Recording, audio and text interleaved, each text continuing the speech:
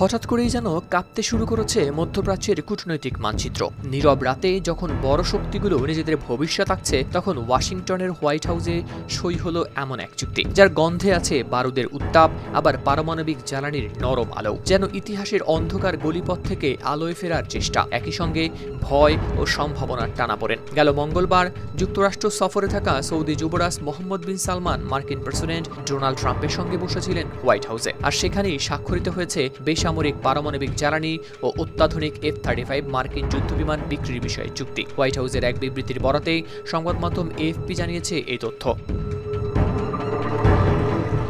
বিবৃতিতে বলা হয়েছে, দুই দেশ অনুমোদন করেছে বেসামরিক পারমাণবিক জ্বালানি সংক্রান্ত একটি যৌথ ঘোষণা। এই ঘোষণার মাধ্যমে কয়েক দেশের জন্য $100 কোটি পারমাণবিক জ্বালানি অংশীদারিত্ব গড়ে তোলার ক্ষেত্রে তৈরি হবে আইনি ভিত্তি। পারমাণবিক শক্তির বিস্তার রোধ সংক্রান্ত কঠোর নীতির সঙ্গে সঙ্গতি রেখেই করা হবে এটি।